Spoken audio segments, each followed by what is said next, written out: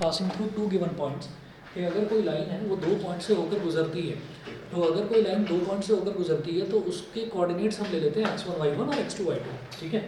अब यहाँ पर क्योंकि मैं 3D की बात कर रहा हूँ तो x1 y1 z1 और x2 y2 z2 ये दो पॉइंट्स आ जाएंगे। अच्छा, ऐसे में जब हम किसी लाइन की इक्वेशन निकालेंगे तो वो ऐसे होती थी y minus y one is equal to y2 minus y one upon x2 minus x1 into x minus x1, y minus y one is equal to m into x minus x1। ऐसे निकालते थे equation.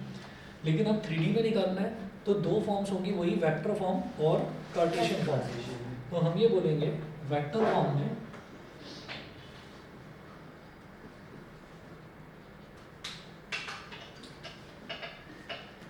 Form में ये हो जाएगा r vector is equal to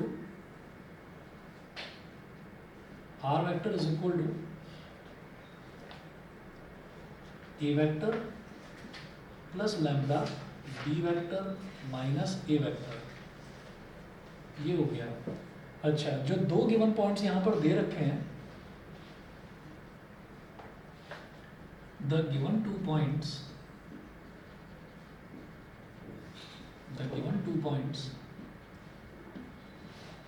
are taken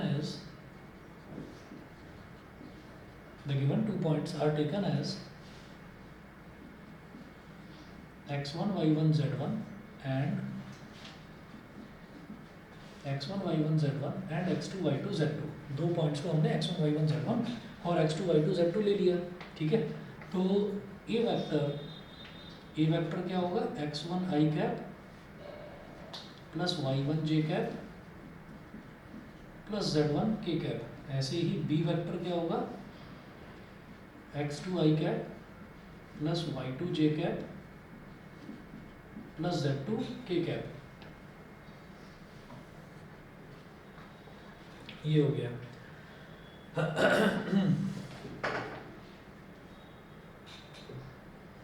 अभी देखिएगा,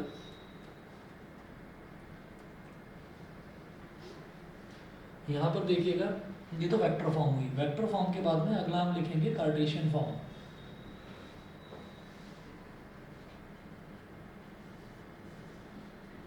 Cartesian form में क्या होगा, कार्टेशियन फॉर्म में हमें इक्वेशन निकालेंगे हम x माइनस x1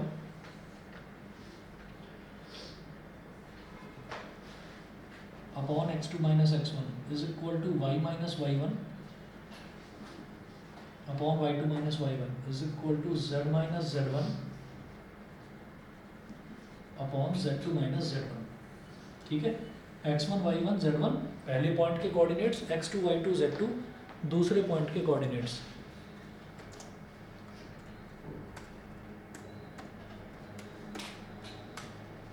ये हो गया, ठीक है। अब एग्जाम्पल देखते हैं इसका। जैसे मैंने एक एग्जाम्पल लास्ट टाइम करा था, एग्जाम्पल नंबर 6। एग्जाम्पल नंबर 7 देखते हैं। Find the vector equation for the line passing through the points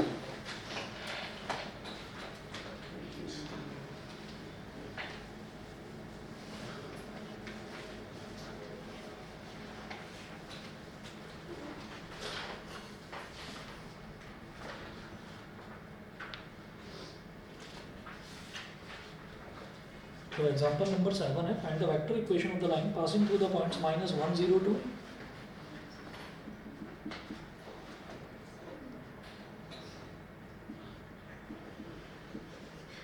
x1 y1 z1 क्या दे रखा है, -1 0 2 और x2 y2 z2 दे रखा है 3 4 6। x2 y2 z2 ये दे रखा है 3 4 6, ठीक है। अब वो बोल रहे हैं कि इसकी सिर्फ वेक्टर इक्वेशन निकालनी है। तो वेक्टर इक्वेशन कैसे निकालेंगे, ये वेक्टर क्या हो गया, -1 i cap plus 0 j cap plus 2 k cap. B vector क्या हो गया, 3 i cap plus 4 j cap plus 6 k cap. तो ए वेक्टर और बी वेक्टर हो गया हमारे पास। उसके बाद वेक्टर इक्वेशन कैसे निकलेगी इसकी, vector equation R vector is equal to A vector plus lambda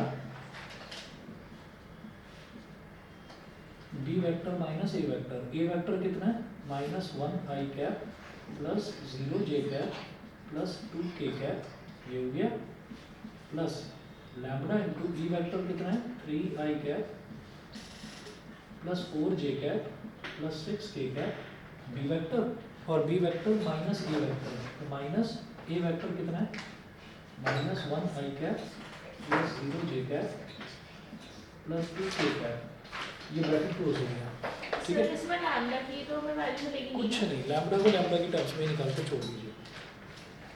सिर्फ 1 मार्क्स से 2 मार्क्स, ये तो ऐसे हाँ 1 या 2 नंबर का क्वेश्चन ये वाला, सर तो क्वेश्चन अच्छा होता है, वो कम मार्क्स का क्यों होता है? अभी शुरुआत हो रही है, ये शुरुआत हो रही है। इसमें तो 5 नंबर देंगे ये माइनस ये आता है, कैप एक फॉर्मूला 0 जे कैप को आप हटा दो तो सीधा सीधा 2 के कैप बोलिए प्लस लैम्बडा, और फिर ब्रैकेट में 3 I cap minus minus plus 1 I cap, तो 3 आई प्लस 1 आई कितना हो गया 4 आई कैप, ऐसे 4 J cap minus 0 J cap मतलब कितना हो गया प्लस का 4 जे कैप, और फिर 6 के कैप और माइनस 2 के कैप, ये क्या हो गया 4 के कैप, इसमें चाहो तो 4 कॉमन में निकाल सकते हो।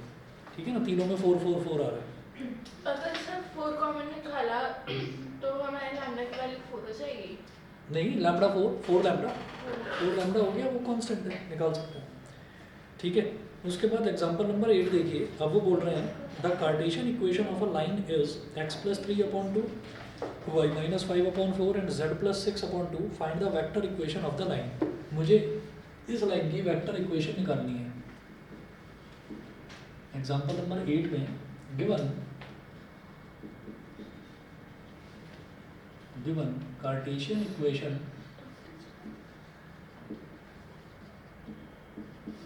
वंश एग्जाम कब खत्म है? सर ये 16 और तुम्हारे कब खत्म है? 23 23। मेरे 21 23 तुम्हारे प्री बोर्ड 17 17 से शुरू है या खत्म है? नहीं खत्म। अच्छा, एग्जांपल 8 में है the Cartesian equation of a line is, given Cartesian equation of the line is कितना दे रखा है x plus 3/2 x plus 3/2 is equal to y minus 5/4 y minus 5/4 is equal to z plus 6/2। अच्छा, पार्थ मेरी आवाज आ रही है? यस सर, ये तुम्हारे भी प्री बोर्ड चल रहे हैं क्या अभी? ये सर इसका अकाउंट्स का है। हाँ, सर इसका अकाउंट्स अरे नहीं, परिवर्तन में। हाँ बट उसका अकाउंट्स है ना, पर ये तो साइंस वाला लड़का है ना। पार्थ बोला आपने, हाँ, पार्थ ही तो है। पार्थ लंबा वाला ना, 2 पार्ट है ना। अच्छा हाँ, ये वो लंबा वाला जो है वो तो डीएलएफ में है। हाँ हाँ, उसका कल अकाउंट्स है। हाँ, मुझे लगा वो वाला पार्ट दूसरा वाला। वो अकाउंट है, वो तो शायद ह्यूमैनिटीज में है।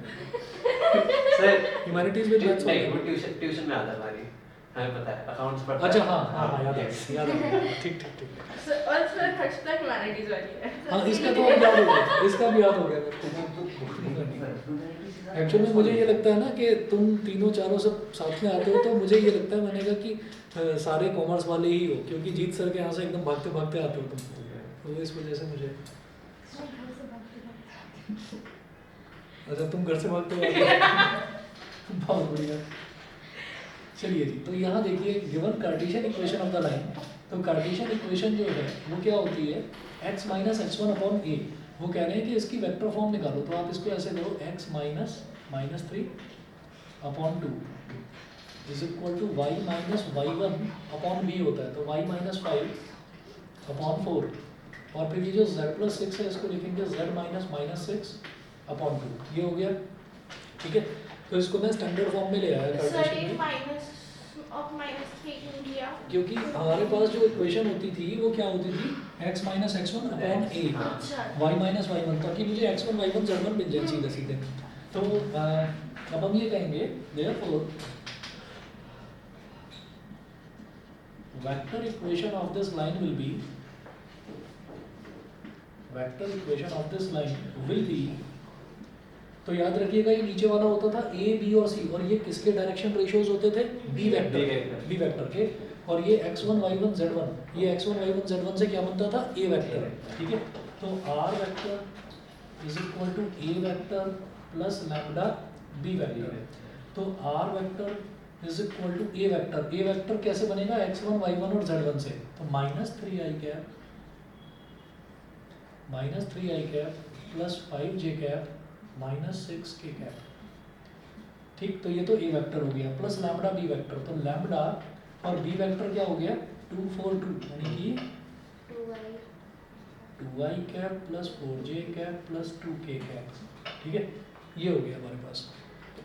अब आप देख लीजिए, -3i plus 5j minus 6k और lambda 2i plus 4j plus 2k, ये हो गया। इसके बाद angle between two lines. Angle between two lines निकालने के दो फार्मूले हैं। एक फार्मूला थोड़ा सा खतरनाक सा है, एक थोड़ा सा आसान सा है, दोनों ही करेंगे लेकिन मतलब थोड़ा लंबा है, बस और कुछ नहीं। ज़्यादा लंबा नहीं है? नहीं आ जाएगा समझ। a1 a2 plus b1 b2 plus c1 c2 upon ये पहले वाले के मैग्नीट्यूड और दूसरे वाले का मैग्नीट्यूड, बस यही तो है। तो देखिएगा अच्छा हाँ, angle between two lines,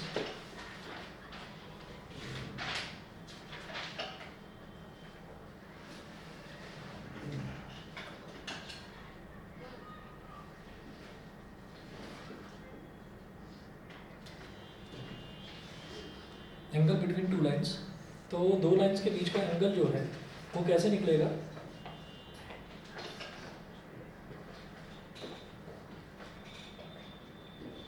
if there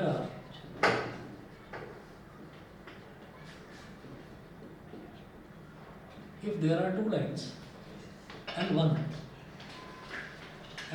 जो पहली लाइन है वो हो जाएगी हमारे पास r vector is equal to A vector plus lambda B vector, ठीक है। और L2 दूसरी लाइन इसको बोलो r vector is equal to A dash vector plus lambda B dash vector. ये दो लाइंस हैं।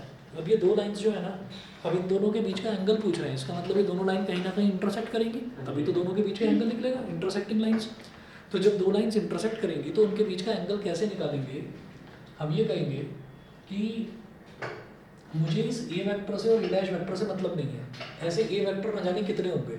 रीज़न क्या है कि कोई भी लाइन है उस पर न जाने कितने सारे पॉइंट्स होंगे, ठीक है। तो वो जो पॉइंट्स हैं उन पॉइंट्स की हेल्प से हम क्या बनाते हैं? A vector. जैसे हमने शुरुआत में देखा था कि line equation of a line passing through a given point and parallel to a given vector. तो parallel to a given vector से मुझे उस वेक्टर की डायरेक्शन पता चलती है। तो भाई डायरेक्शन चेंज नहीं होती लाइन की, पॉइंट्स तो न जाने कितने पड़ते हैं उस पर। तो ए वेक्टर और ए डैश वेक्टर को तो छोड़ दो, इनकी ज़रूरत मुझे नहीं पड़ेगी, मुझे डायरेक्शन की ज़रूरत पड़ेगी। तो ये जो बी वेक्टर है, इस बी वेक्टर को हम ये कहेंगे where B vector is equal to a1 i cap plus b1 j cap plus c1 k cap. मतलब a1 b1 c1 वो इसके डायरेक्शन रेशियो हो गए।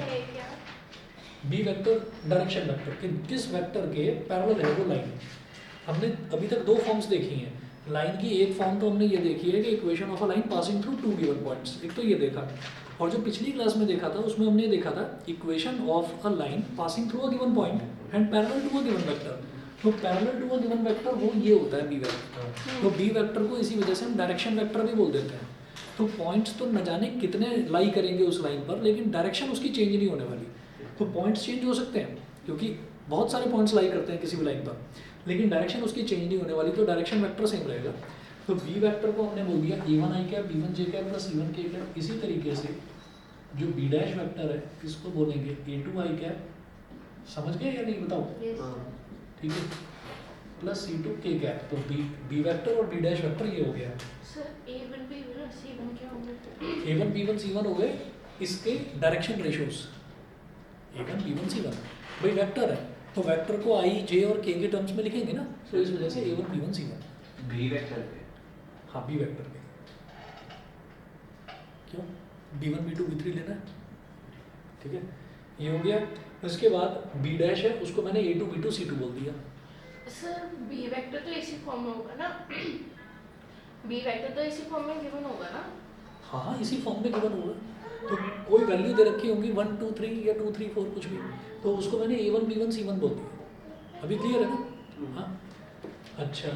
तो अब अगर दो लाइन्स हैं तो उन दो लाइन्स में मुझे उनके ये लैम्बडा के साथ मल्टीप्लाई होने वाले वेक्टर्स को लेना है बस, और किसी को नहीं लेना, ठीक है।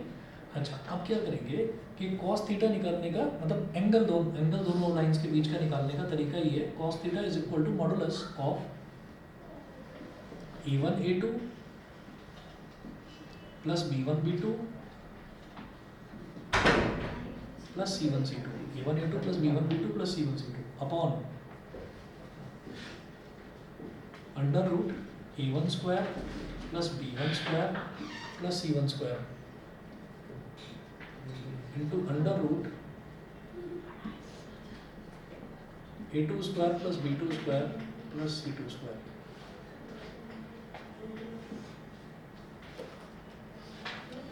ठीक है, ये हुआ। अब एक तो ये हो गया तरीका, दूसरा हम ये कहेंगे sin थीटा वाला ना, और we can also calculate the angle theta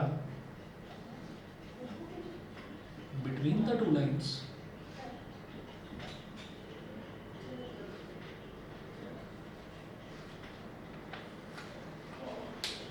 एक मिनट, मम्मी उधर सो रही है, बेवकूफ ने जाके पंखा चला दिया।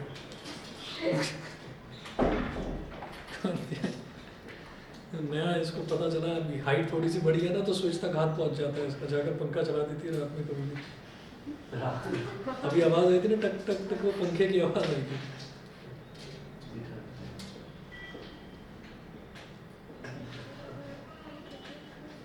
रात में पता नहीं कहाँ पर सपने में जेलीफिश देखी होगी, तो पता नहीं क्या इसको फिश नजर आई थी, कार्टून में देखा होगा कुछ। चलिए जी, as we can also calculate, इसको कैलकुलेट करने का एक तरीका और है, cos theta is equal to cos theta is equal to b1 vector dot b2 vector. देखिए वही चीज है ये, b1 वेक्टर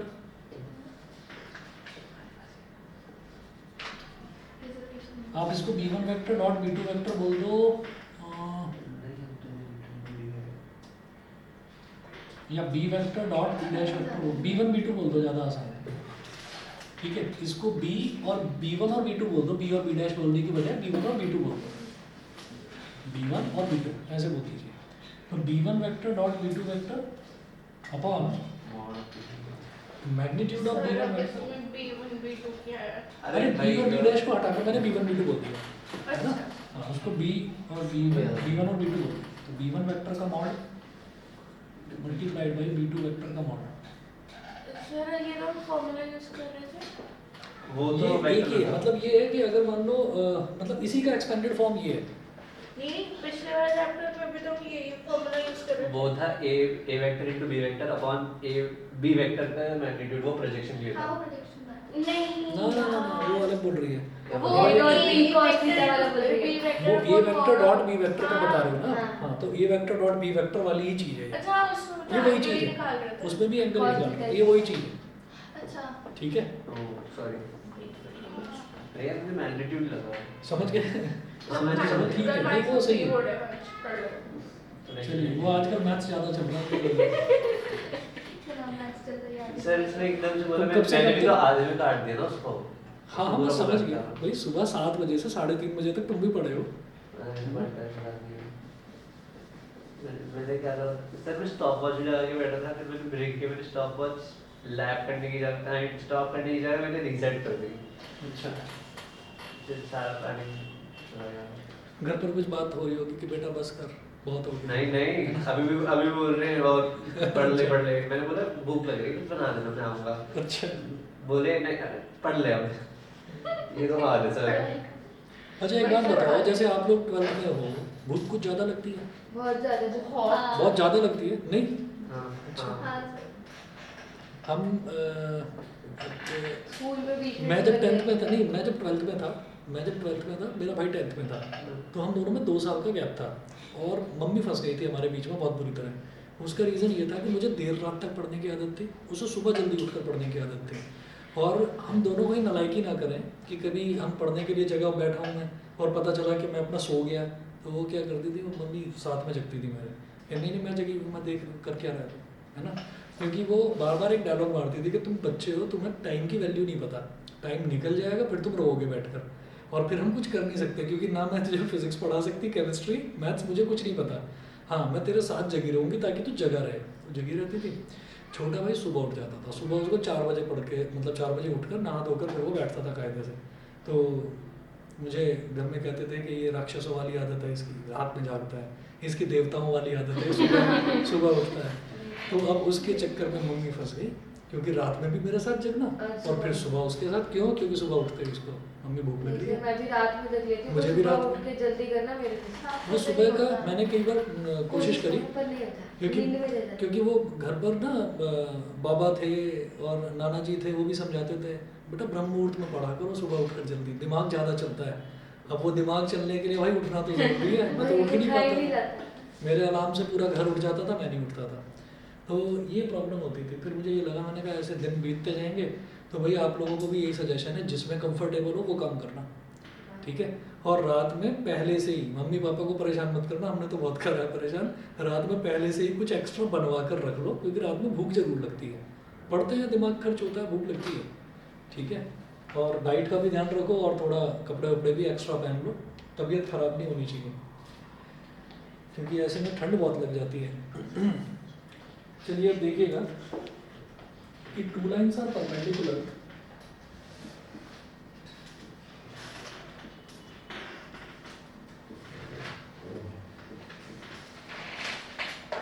और अभी जरूर प्रेशर पड़ रहा होगा, लेकिन मतलब और 2-4 साल बाद फिर ये दिन याद आएंगे, ग्रेजुएशन में पहुंचते ही ना मन करेगा यार 12th वापस आ जाए, बहुत आसान है। वही सब ऐसा होगा, ऐसा होगा, मैं बता रहा हूँ। आगे कुछ कॉम्पिटिटिव एग्जाम्स की तैयारी करोगे तब भी आपको 12th फिर आसान लगने लगेगी, अभी ये टफ लग रही है। तो देखिए 2 lines are perpendicular, 2 lines perpendicular कब होंगी, जब उन दोनों के बीच का जो एंगल है वो 90 डिग्री होगा। 90 डिग्री हो जाएगा तो cos 90 कितना होता है, 0 होता है। 0। तो वो 0 होने का मतलब क्या है कि जो आपका न्यूमरेटर है वो 0 हो जाए, है ना।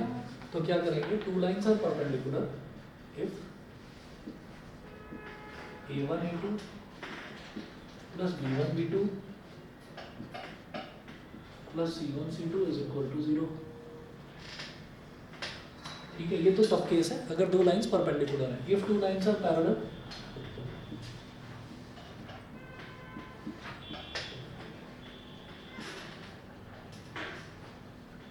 if 2 lines are parallel, then A1 upon A2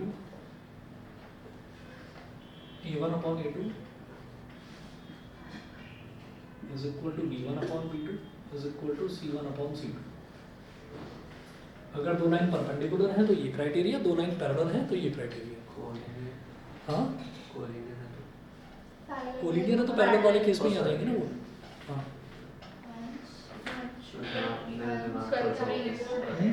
पता चल रहा है भाई। चलिए एग्जांपल नंबर 9 देखते हैं। फाइंड द एंगल, मजाक में नहीं कह रहा, सही में पढ़ रहे हो, अच्छी बात है। नोट है हाँ। कौन सा वाला, कहाँ पर? पेज 470 471 पर। नीचे हाँ, in case the lines L1 and L2 do not pass through the origin, we may take lines L1 dash and L2 dash which are parallel to L1 and L2 respectively and pass. In case the lines L1 and L2 do not pass through the origin, we may take lines L1 dash and L2 dash which are parallel to L1 and L2 respectively and pass through the origin। अच्छा हाँ ये ठीक है। उसकी वजह से हमको जरूरत पड़ेगी नहीं, वो ओरिजिन से पास करवाने के लिए इसलिए बोल रहे हैं कि कोई भी लाइन है ना, उसको वेक्टर फॉर्म में रिप्रेजेंट करने के लिए ओरिजिन से पास होना जरूरी है, तभी पोजीशन वेक्टर निकलता है उसका। तो वो कह रहे हैं कि अगर कोई 2 लाइन्स ऐसी हैं जो ओरिजिन से पास नहीं हो रही हैं तो आप उनके पैरेलल लाइन ले सकते हो, ठीक है, कोई प्रॉब्लम नहीं है उसमें। रीज़न क्या है क्योंकि ये जो टॉपिक है ये हम कौन सा कर रहे हैं, एंगल बिटवीन टू लाइंस, तो मुझे उसकी डायरेक्शन से मतलब है, पॉइंट से मतलब नहीं है, तो मुझे ये डायरेक्शन वेक्टर से मतलब है। और अगर हम किसी भी लाइन को पैरेलली मूव करते हैं तो उसके पॉइंट्स तो चेंज हो जाएंगे, जिससे हमें कुछ करना नहीं है, लेकिन ये चेंज नहीं होगा, ये सेम रहेगा। तो ये सेम रहेगा तो वो यही बोल रहे हैं कि आप उसको पैरेलली मूव कर सकते हो दोनों लाइन्स को। अगर दोनों लाइन्स को आपने पैरेलली मूव करा और ओरिजिन से पास करवा दिया तो भी दोनों के बीच में एंगल उतना ही रहेगा। सर बट ग्राफ कैसे बनेगा फिर इसका? दो लाइन्स का, वो सर मैं नॉर्मल ग्राफ लेके, हाँ ठीक आ जाएगा।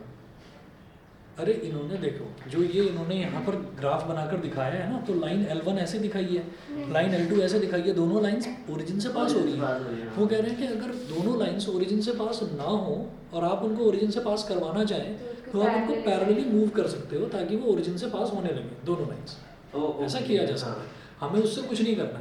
हमें तो दो लाइन दे रखी है, उनकी वेक्टर फॉर्म दे रखी होगी, हमें b1 वेक्टर निकालना है, b2 वेक्टर निकालना है, दोनों का डॉट प्रोडक्ट करो, मैग्नीट्यूड के मल्टीप्लिकेशन से डिवाइड करो, cos थीटा आ जाएगा, बस इतना। अब cos थीटा की वैल्यू हमारी जान पहचान वाली वैल्यू आ गई, जैसे 1/2 √3/2 0, अगर ऐसी वैल्यू आ गई तो बहुत बढ़िया, ऐसी नहीं आती है तो cos को चुपचाप उधर ले जाना, cos इनवर्स करके लिख देना, ठीक है। देखिए एग्जाम्पल नंबर 9 देखिए, find the angle between the pair of lines given by,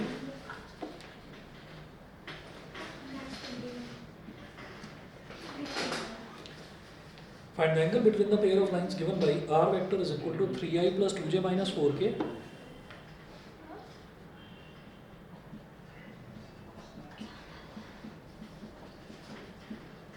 plus 2j minus 4k plus lambda into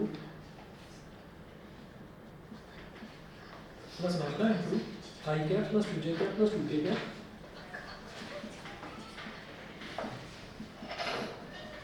I cap plus 2j cap plus 2k cap। एक लाइन तो ये दे दी, दूसरी लाइन सब में से कोई भी फॉर्मूला यूज कर सकता है। हाँ दो ही तो है, या तो ये वाला यूज कर ले। अच्छा एक बात तो बताओ, दोनों फॉर्मूले सेम ही तो हैं, बताओ देखो। अरे वो नॉर्मल ले रहे हैं। b1 वेक्टर और b2 वेक्टर का डॉट प्रोडक्ट करूंगा तो अच्छा, i वाला हाँ। i में मल्टीप्लाई होगा, a1 a2 b1 b2 c1 c2, ठीक है। और नीचे b1 का मैग्नीट्यूड ही तो है, a1 square plus b1 square, ठीक। अच्छा अब आप ये देखिएगा कि ये क्या हो गया, आशीर्वाद दे रहे हैं इसको। सर आज मैं और वंश थोड़ी ज्यादा मैच कर चुके हैं। ठीक है 5i minus 2j कैप। अच्छा कल जाना है स्कूल? नहीं नहीं जाना?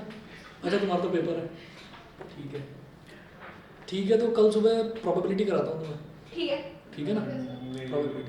नहीं नहीं मैं प्रोबेबिलिटी ग्रुप में तो करवाऊंगा, इनका 12 को पेपर है, प्रोबेबिलिटी करनी है। सर एक एक्सरसाइज आ रही है कंडीशनल, कंडीशनल आ रही है तुम्हारे में, मेरे को तो कंडीशनल वाली तो आसान है, मुझे बेस थ्योरम करवाना है इन्हें। कंडीशनल मुझे भी आती है। और तुम्हारा कब है, मैथ्स का कब है? 15 मेरा 15 को। 15 को ही होगा, तुम्हारा 15 को है। 12 वैसे 3D में बस ये एक्सरसाइज है, इसके बाद में नेक्स्ट क्लास में प्रोबेबिलिटी है। सर आपको अगर ऐसा है कि बेस थ्योरम 3-4 लोगों के साथ बना रहे हो तो आप 1-2 टेस्ट ले लो, भले ही सिर्फ मेरा और हर्षिता के ले लो, बट इससे चैप्टर हो जाएंगे। अच्छा तो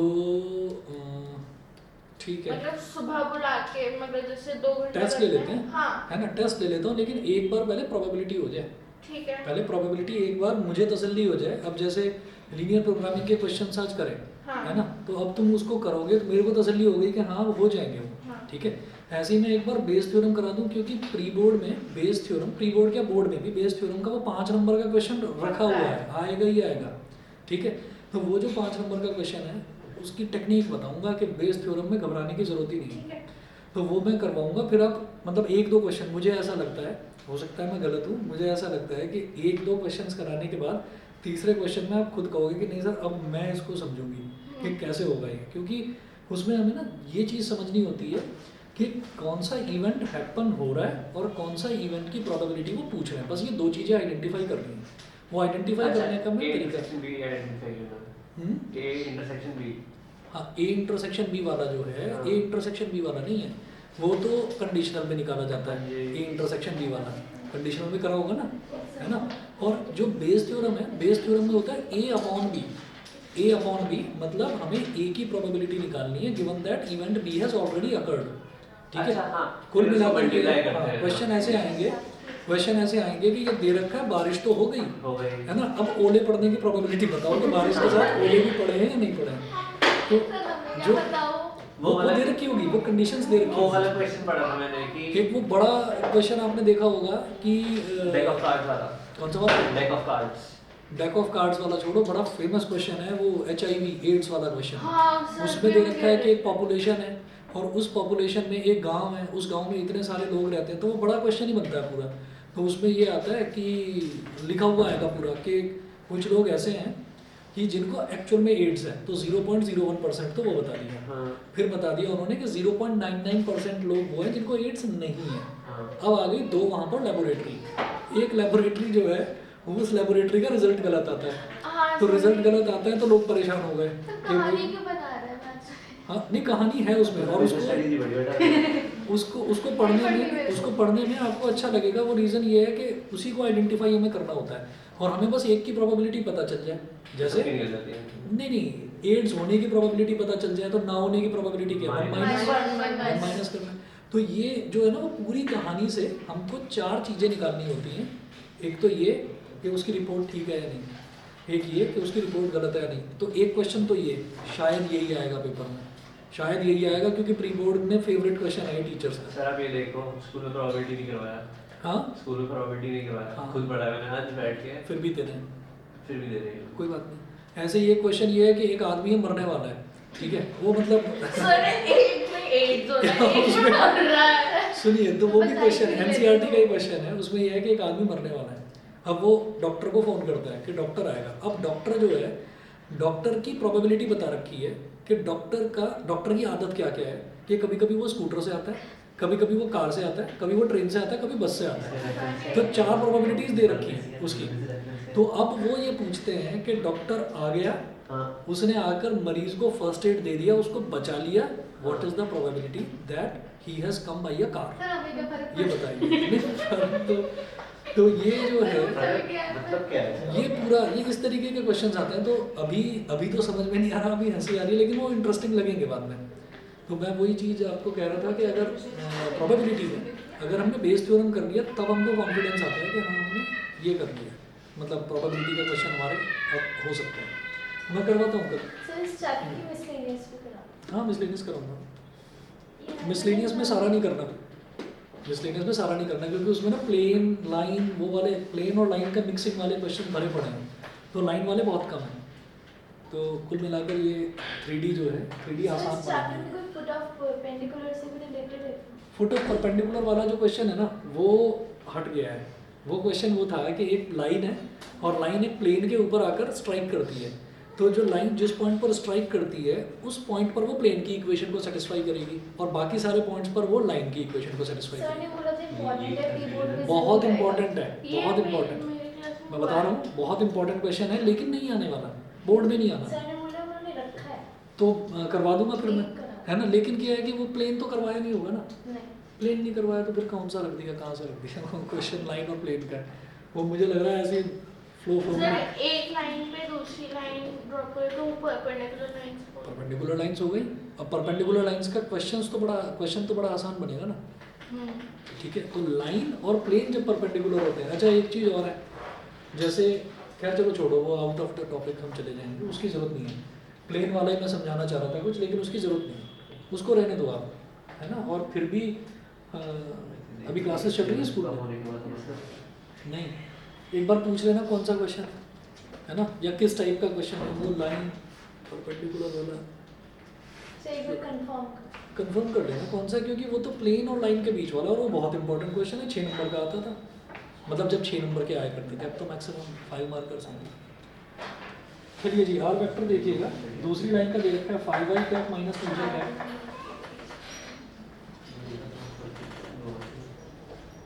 5y cap minus 2j cap. अब k वाला दे नहीं रखा, उसको 0 के कैप बोल दो प्लस। अच्छा पहले वाली लाइन का जो कांस्टेंट है वो लैम्बडा दे दिया, तो दूसरे वाले लाइन के कांस्टेंट पे उन्होंने म्यू दे रखा है, तो 3i प्लस 2j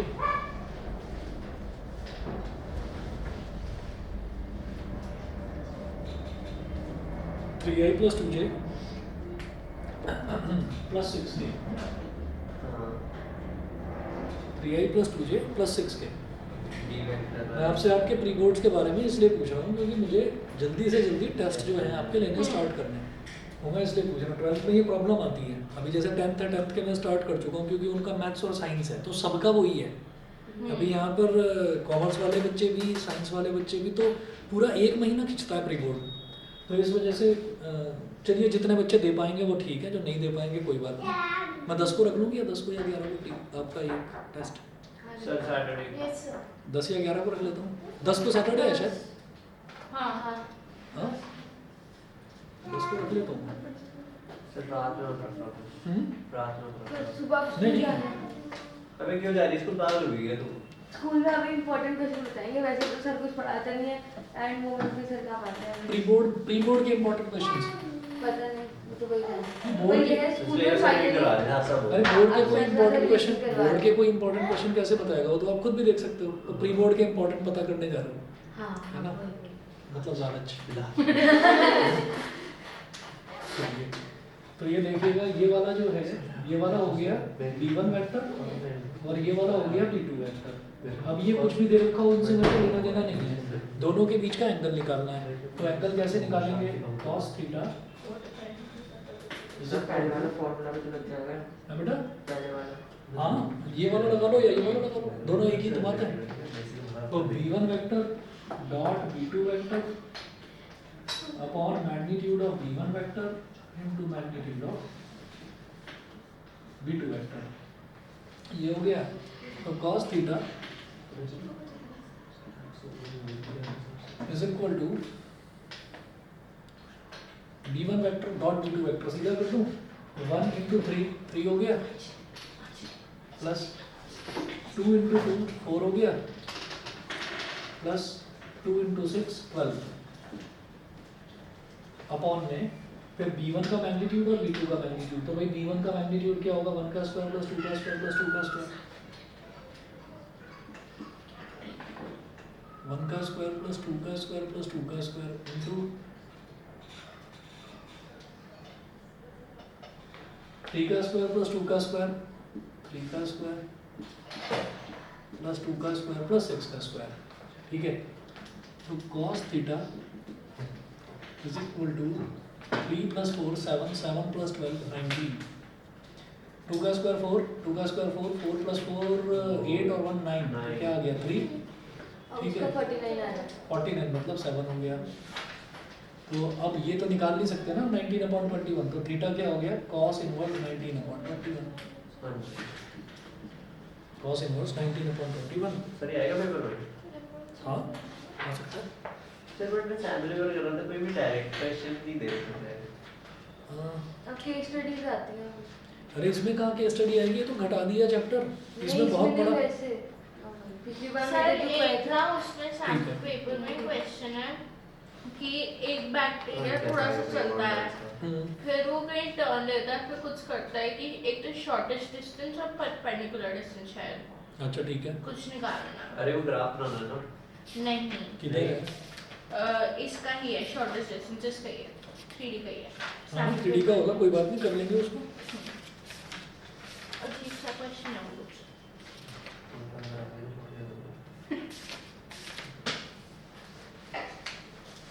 देखिए मिसलेनियस में तो कहीं ऐसा क्वेश्चन दे नहीं रखा है, और बाकी उसमें सैम्पल पेपर में देख ही लेंगे। आप वो देख लो जो चैप्टर वाइज है, चैप्टर वाइज में उठाकर देख लो ना क्वेश्चंस। चैप्टर वाइज कर ली तो समझ लो पूरी तैयारी हो गई है आपकी, चैप्टर वाइज प्लस एनसीईआरटी। ठीक है, 100 मार्क्स की। हाँ पूरी तैयारी हो जाएगी। 100 भी 80 का होगा ना, अच्छा 80 का होगा ना, शायद 20 का तो आपका इंटरनल पता नहीं मैथ्स इंटरनल कैसे लेंगे फाइल नहीं अरे फाइल के बाद मेरे से वहाँ पे बैठ के क्वेश्चन करवा रहे थे वो जो अप्रेंटिस अरे वो वाइवा होता है ना, हाँ वाइवा वाइवा होता है, तो वो शायद दोनों पर तो होता है। 5 नंबर टीचर असेसमेंट के होते हैं, 5 Practical नंबर फाइल आपके। भी है। हाँ प्रैक्टिकल सर फाइल भी सर जो मैं क्वेश्चन यहाँ पे करके आ रहा हूँ वो क्या बोल रहे हैं क्यों क्वेश्चन तो वहाँ पे भी करेंगे ना, वहाँ पे भी तो रिटर्न ही करेंगे, यहाँ पे क्यों?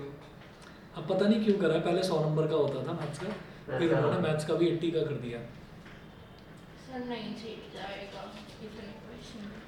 चलिए जी आज इतना ही कर लीजिए फिर, है ना। हमारा स्क्यू लाइंस और पैरेलल लाइंस के बीच का डिस्टेंस वाला रह गया है 11.2 ट्राई करना। इसमें दो चीज़ें हमारी बची हुई हैं, जहाँ पर भी कहीं पर ये आपसे पूछा जाए ना, क्वेश्चंस आप एक बार करके देखना, जो क्वेश्चंस हैं जिसमें ये बोला जाए कि इन लाइंस के बीच का डिस्टेंस निकालना है, वो वाले छोड़ देना। एग्जांपल नंबर 12 बताना इसका ही। 12 हाँ जी। Find the distance between the lines L1 and L2 given by this. तो हमको ये देखना है कि ये दोनों लाइंस पैरेलल हैं या नॉन पैरेलल हैं। पैरेलल कब होती है? जब उनके बी वेक्टर जो है वो सेम होते हैं। तो बी वेक्टर देखो सेम दे रखे हैं, 2i + 3j + 6k, 2i + 3j + 6k, हाँ। सेम दे रखे तो ये हैं, कितना तो ये वाला पता है? फार्मूला लगाना है। अच्छा, बस ये फार्मूला distance, हाँ, है। ये ओके। फार्मूला है बस। ठीक है, अभी डिस्टेंस वाले क्वेश्चंस आप छोड़ देना, अगली क्लास में करा दूंगा। अभी छोड़, अच्छा तुम तो कर ही लेना। सर कल कितने बजे ठीक है, सुबह मैं मैसेज कर दूंगा, 10 या 10:30 बजे के ही रखूँगा। ठीक 10 बजे 10 का? सुबह और सब भी पढ़ जाते हैं सब्जेक्ट। हाँ ठीक है, नहीं फिर मैं कोशिश करूंगा कि मैं 9:30 को ही रख दूँ, हाँ है ना? साइकोलॉजी बता दो जैसा ठीक लगे। ठीक है उसमें साइकोलॉजी चलिए। तो पढ़ सकते हो।